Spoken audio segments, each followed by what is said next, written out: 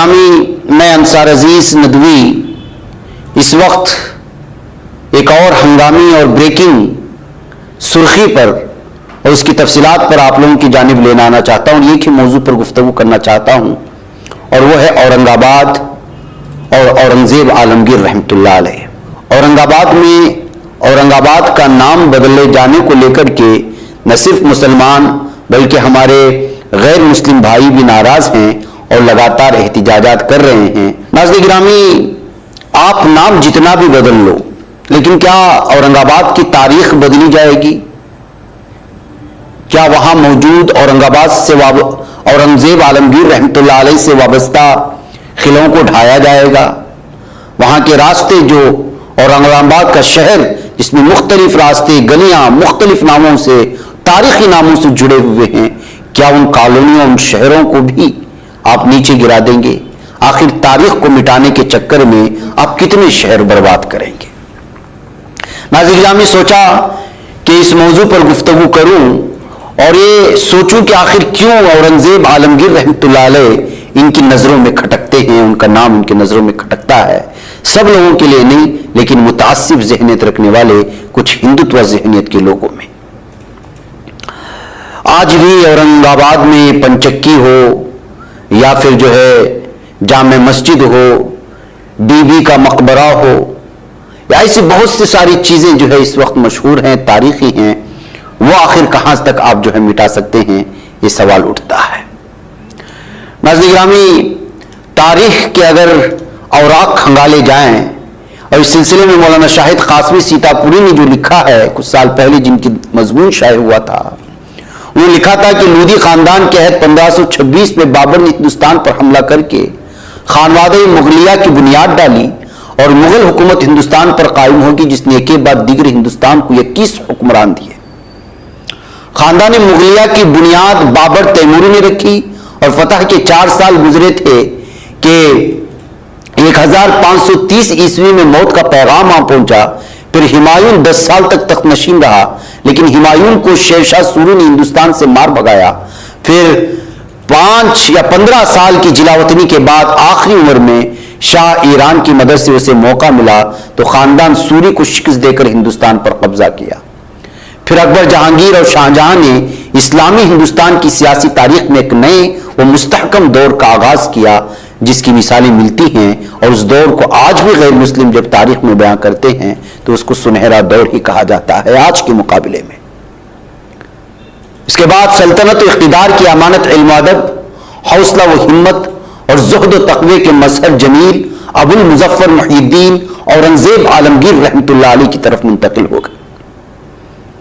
औरंगजेब आलमगीर रहमतुल्लाह अलैह का शुमार उन सलातीन इस्लाम में होता है जिन्होंने 50 बरस से जायद औरंगाबाद हुकूमत पर जलवागर रहकर बिला तफरीक मजहब व मिल्लत, इंतहाई जाफिशानी व जवामर्दी के साथ जहांबानी के लायक तकलीद नमूने छोड़ दिए हैं।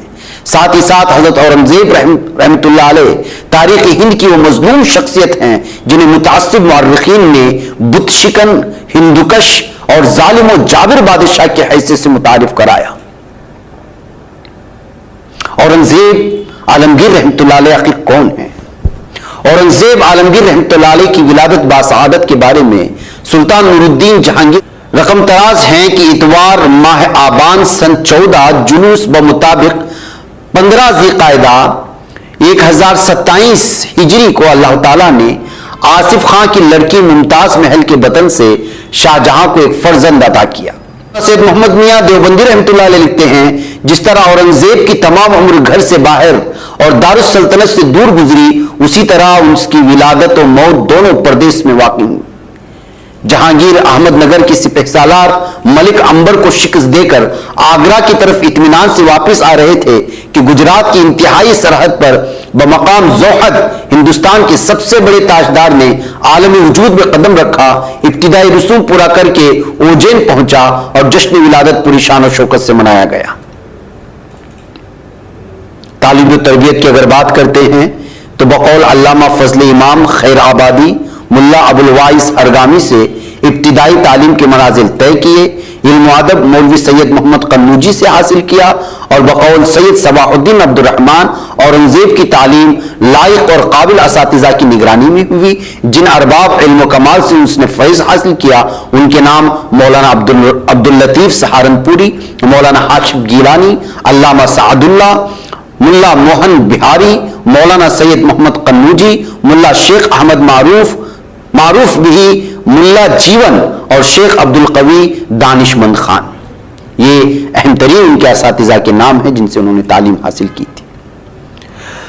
और फिर इल्म के हासिल करने के बाद हर किस्म के ऐशो आराम को तर्क करके कुतुब खाने में वक्त सर्फ होता था। कुतुब बीनी से तमाम उलूम में कामिल दस्तगाह हासिल हो गई थी और उलूम दीनिया से फितरी रगबत थी।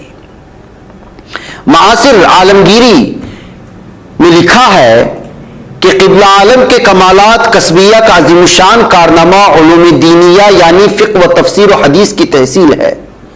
जहां पना को इमाम गजाली रहमतुल्लाह अलैह की तसनीफात, शेख शरफुद्दीन मुनीरी के मंजूमात और शेख शमसुद्दीन व कुतुबुद्दीन रहमतुल्लाह अलैह, मुहिद्दीन शिराज़ी रहमतुल्लाह अलैह के रसाइल से खास शौक था और ये किताबें अक्सर मुताले में रहती थी।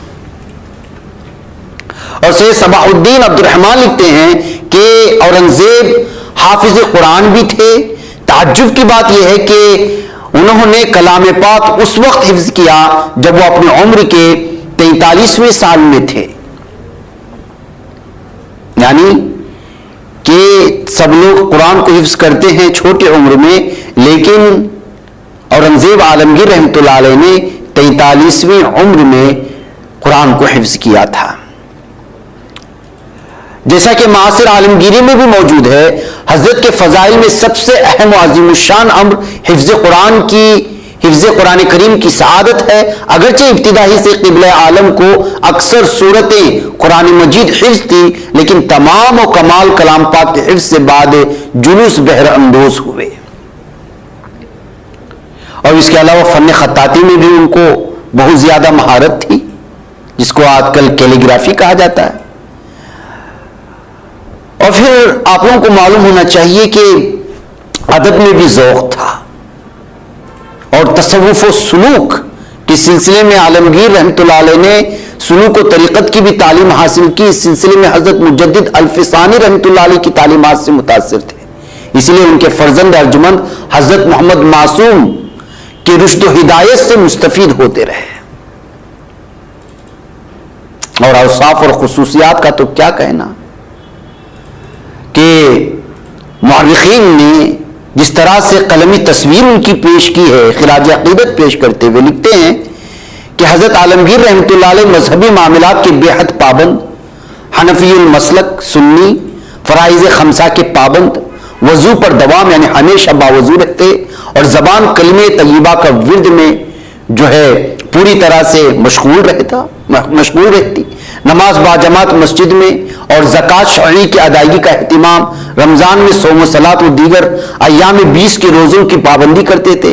हज बैतुल्लाह के बेहद मुश्ताक रहते। मज़ामीर, गैर शरई लिबास और चांदी व सोने के बर्तनों से इज्तिनाब करते। मजलिस गीबत से पाक रहती और रियाया के साथ कुशादा पेशानी के साथ पेश आते थे।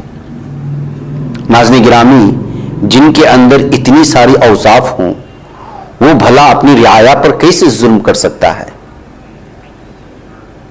सिर्फ इस वजह से कि वो आलिम थे, हाफिज थे, उनका हुलिया उलमा जैसा था, इस वजह से जो है मुतासिब हिंदुत्व ज़हनियत रखने वाले लोग उनके साथ मन घड़त जुल्म और सितम की कहानियां पेश करके उनको बदनाम करने की कोशिश करते हैं।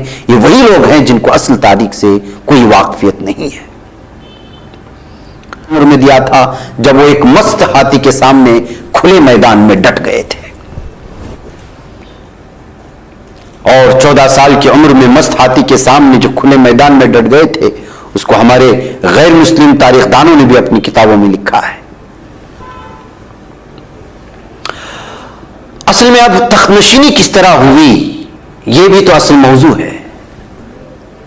औरंगजेब रहमतुल्लाह अलैह की तख्तनशीनी ना तो किसी किले में अंजाम दी गई, ना ही शाही महल में, बल्कि निहायत सादा तरीके पर दिल्ली के करीब बाग-ए-आइज़्ज़ा यानी मैदान जंग में 1068 हिजरी मुताबिक 1658 में तख्त नशी हुए। ये काजी शौकत फहमी लिखते हैं। और औरंगजेब रहमतुल्लाह अलैह ने ज़माम सल्तनत हाथ में लेने के बाद अपने नाम का खुतबा पढ़वाया, नया सिक्का जारी करवाया जिस पर सिर्फ कलिमा लिखा हुआ था। पहले की तरह बादशाह का नाम कुंदा न था। इस बात का ऐलान था कि कवानीन मुल्की में तब्दीली आ रही है और शरई कवानीन का निफाज सख्ती से किया जाएगा और एक नया हिंदुस्तान जन्म ले रहा है। सबसे ज्यादा इसी तरह के फैसले से मुतासिब ज़हनियत रखने वाले लोगों को यह बात खटकती है और इनको निशाने पर लिया जाता है। मालूम होना चाहिए कि जो मुख्तलिफ किस्म के इल्जामात लगाकर आज औरंगाबाद का नाम सिर्फ और सिर्फ इस वजह से कि औरंगजेब आलमगीर रहमतुल्लाह अलैह से वाबस्ता है, उसको हटाने की कोशिशें जो हो रही हैं, दरअसल ये सब की सब मुतासिब और असबियत रखने की वजह से है। जबकि अगर हमारे हिंदू भाई भी इनकी तारीख पढ़ेंगे तो उनसे मोहब्बत करने लगेंगे, क्योंकि वो एक सच्चे पक्के मुसलमान होने के साथ साथ, वो नमाजी होने के साथ साथ, हाफिज और आलिम होने के साथ साथ जो है वह अखलाक व किरदार के बुलंद पाए पर मौजूद थे। लेकिन जिनकी जहन में खराबी पैदा हो चुकी हो, असबियत भर चुकी हो, उनको कहां तक समझाया जा सकता है। और अफसोस का मामला यह है कि हजरत औरंगजेब आलमगीर रहमतुल्लाह अलैह के सिलसिले में हमें खुद हम मुसलमानों को भी पता नहीं कि वो किस तरह के जो है अल्लाह वाले थे और वो किस तरह के बादशाह थे और किस तरह इंसाफ का तराजू उनका बराबर रहता था।